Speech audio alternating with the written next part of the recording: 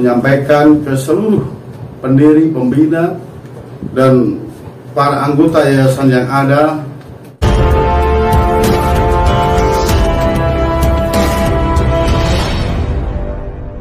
agenda hari ini. Kita sebenarnya silaturahmi di beberapa tempat untuk meluruskan terkait dokumen terkait dokumen yang hampir dalam 1 bulan ini dia berubah karena dengan adanya kecepatan online, jadi perubahan itu sangat luar biasa. Yayasan sebulan bisa berubah 4 kali bahkan di saat terjadi sesuatu permasalahan yang timbul gitu. Ini kemarin kita download di AHU ya, dan kita cross check sekaligus kita menanyakan terkait hal-hal perubahan yang kita cek di Dail online dengan AHU. Jadi saya jelaskan bahwa profil Yayasan Pembina Perguruan Tinggi Islam Sunan Giri Lamongan. Jadi sebelum saya mulai, bismillahirrahmanirrahim. Assalamualaikum warahmatullahi wabarakatuh. Saya dari firma hukum Jamal Hasan Partner menyampaikan ke seluruh pendiri, pembina, dan para anggota yayasan yang ada, kita harus ingat para calon mahasiswa yang akan purna. Di saat kalian berseteru, siapa dampak yang ada di dalam ini? Ribuan mahasiswa menggantungkan nasibnya. Padahal yang dihormati para guru besar, dosen, dekan, dan rektor, hanya karena sesuatu hal yang tidak pas di hati kita, kalian korbankan anak bangsa yang ke depan dia tidak tahu akan jadi apa. Bisa jadi presiden, bisa mewakili semua bangsa kita ke depan lebih baik. Saya praktisi hukum hanya berpesan kepada guru-guru besar saya di Uniswa, tolong selamatkan mahasiswa kita. Jangan karena ego menghancurkan masa depan mahasiswa yang membutuhkan kejelasan dan status yayasan.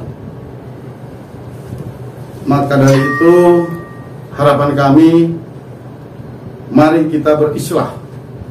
Kita kembali ke yayasan, kita kembali ke akte yang tidak menimbulkan perseteruan. Segala sesuatu bisa dibicarakan dengan baik. Kalau memang ada hal yang menimbulkan perseteruan, ya kita duduk, kita ketemu, kita rapat bersama. Apa hal yang kurang, mari kita koordinasikan. Bukan malah cepat-cepatan membuat akte AHU di Kemenkumham. Ini adalah langkah-langkah yang tidak mendidik, memberikan contoh-contoh yang tidak baik terhadap mahasiswa-mahasiswa yang baru mengikuti program-program studi di Uniswa Lamongan. Maka dari itu kami sebagai praktisi hukum dan kuasa hukum dari yayasan menelusuri permasalahan ini sampai ke kementerian. Jadi informasi simpang siur di kampung, Uniswa geger, Uniswa ribut, tidak ada yang ribut, tidak ada yang geger. Semua adalah tenang di saat kembali duduk bersama. Itu. Jadi kegaduhan yang timbul karena kurang tahunya administrasi. Karena yayasan dirubah. Kenapa? Karena pembina 5, ada yang meninggal 3, tinggal 2. Nah, tinggal 2 ini yang satu tidak menyepakati tapi dipaksakan untuk merubah akte-akte yang lain. Nah, itulah yang menjadi permasalahan yang timbul. Dan mohon izin Pak Rektor, Pak Bambang yang sudah menjabat 24 tahun di Rektor Uniswa, yang telah membesarkan mahasiswa, yang telah memberikan warna dengan masa jabatan yang berakhir dengan hormat, tidak ada celah apapun. Kalau memang masih ingin memberikan, menyumbangkan dalam baktinya, ilmunya, mari kita komunikasikan. Tidak dengan cara-cara yang tidak baik. Kami sebagai pengacara, penegak hukum, Unisla mengajak semua stakeholder yang ada di yayasan duduk bersama untuk mendamaikan keteduhan dalam permasalahan yang sedang dihadapi. Sementara itu pesan dari kami, barangkali ada hal yang perlu dipertanyakan, mau saya. Berarti isunya itu bukan ketua yayasan ya, yang tadi yang nyebar di video-video baru-baru ini. Yang TikTok itu Pak, tolong dijelaskan Pak. Yang TikTok itu sebenarnya kami dari universitas ada CPU yang hilang. Lalu kami ke Polsek. Ini alurnya ya. Kami ke Polsek. Setelah kami ke Polsek, Polsek menyampaikan bahwa Pak, CPU-nya tidak hilang, tapi diamankan oleh Pak Bambang. Tuh. Setelah itu, kami silaturahmi sama Pak Bambang, mantan rektor. Kita bertamu, mohon izin Pak, menanyakan terkait 4 CPU yang tidak ada. Tuh. Terus beliau menyampaikan, saya tidak tahu, saya nggak ngerti. Silahkan tanya Pak Malkan sama Pak Nazim.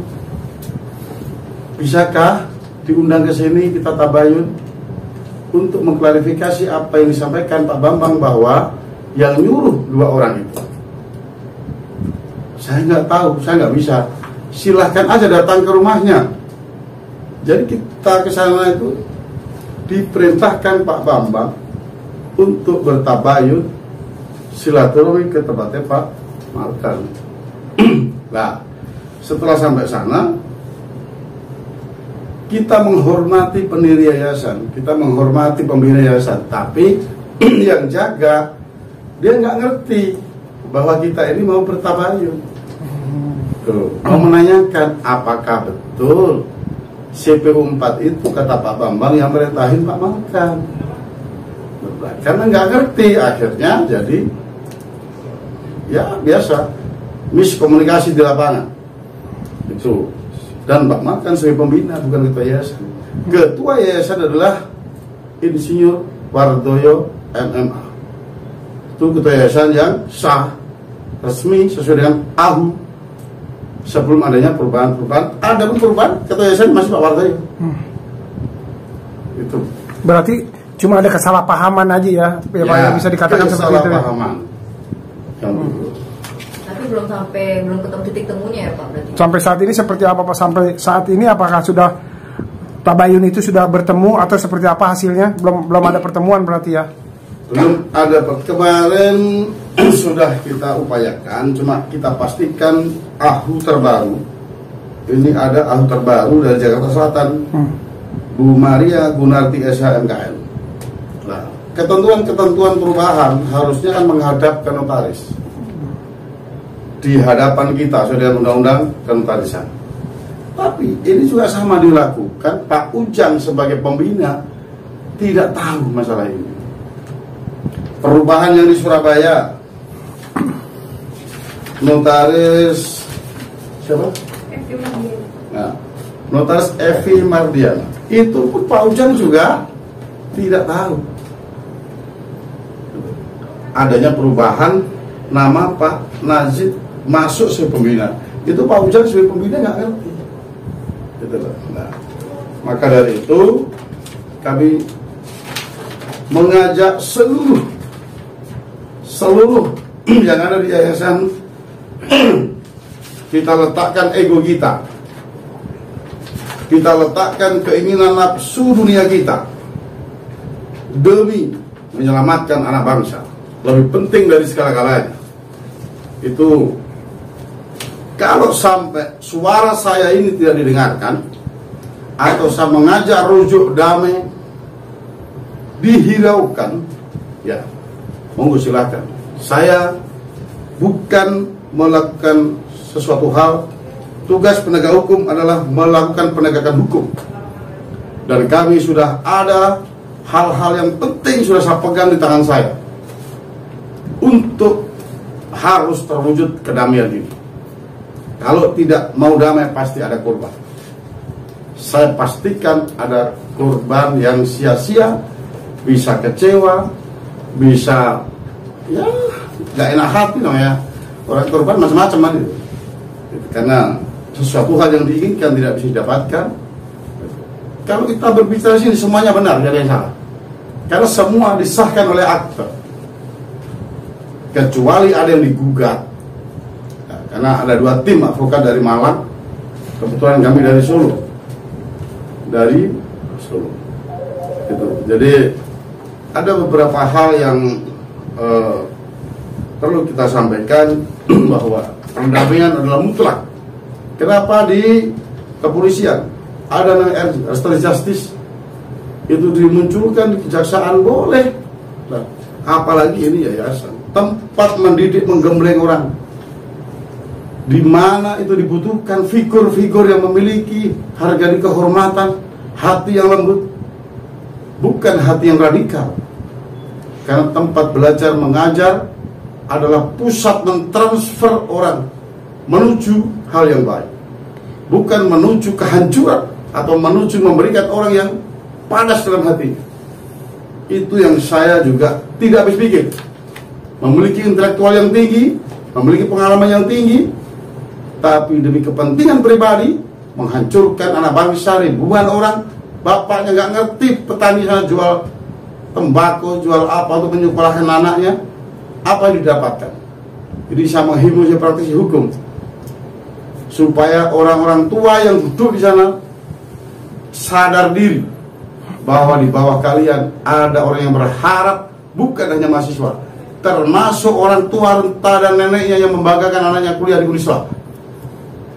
Kalau kalian menghancurkan hal itu, nah, bagi praktisi pengajar yang sudah notabene-nya memiliki akreditasi di Yayasan Tinggi Islam Sunan Giri Lamongan, namanya Sunan Giri Wali.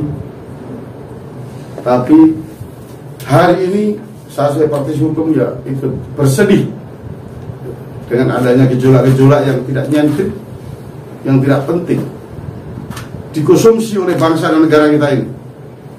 Tempatnya orang harus berdamai, tempatnya orang harus berprestasi, tempatnya orang harus mengukir segala sesuatu yang apa menjadi cita-citanya ke depan, mengantarkan orang-orang yang dicintai. Tapi hari ini Universitas Islam Uniswa Lamongan membuat catatan yang tidak menyenangkan untuk bangsa dan negara kita ini. Itulah yang saya ikut prihatin sebagai penasihat hukum, sebagai ya kita lihat di lapangan ada demo, itu tidak mendidik. Kita negara demokrasi, ngapain demo? Ayo duduk bareng di ruangan, ayo kita komunikasi perwakilan. Sudah dicontohkan DPR jadi pilih perwakilan duduk di sana. Ngapain demo-demo? Capek. Nah, hal-hal yang seperti inilah yang harus kita dudukkan permasalahan biar tidak menjadi sesuatu yang buntu. Semua kalau duduk diuraikan selesai, masa nggak ada masalah yang bisa diselesaikan. Semua masalah pasti bisa diselesaikan di saat ayo berdampingan, ayo duduk komunikasi yang cantik.